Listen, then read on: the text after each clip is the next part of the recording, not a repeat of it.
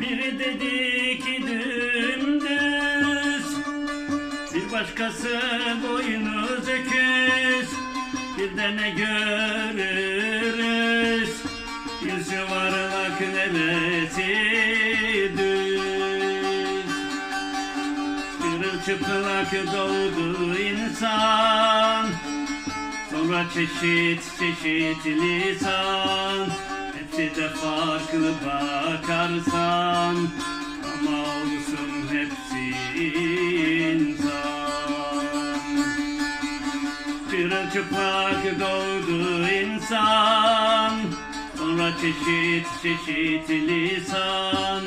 Hepsi de farklı bakarsan, ama olsun hepsi insan.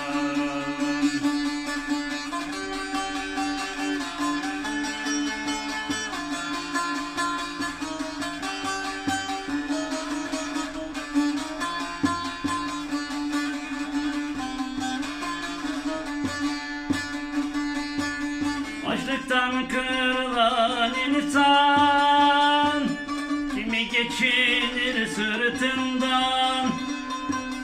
Oysa ne olur paylaşsan, kardeş kardeş yaşasan.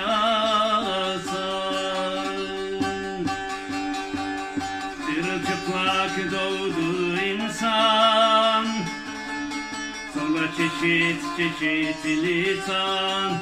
Hepsi de farklı bakarsan, ama olsun hepsi insan.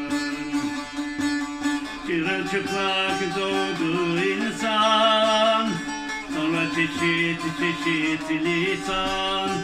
Hepsi de farklı bakarsan, ama olsun hepsi insan.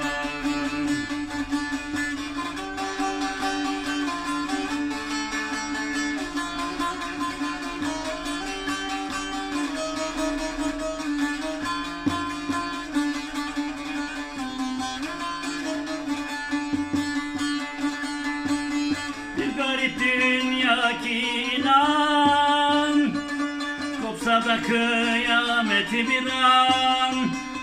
Yeniden kurulsa dünyam, olsa insan oğlu insan. Çırılçıplak doğdu insan, sonra çeşit çeşit lisan. Hepsi de farklı farklı bakarsan, ama olsun hepsi insan. Çırılçıplak doğdu insan, sonra çeşit çeşit lisan.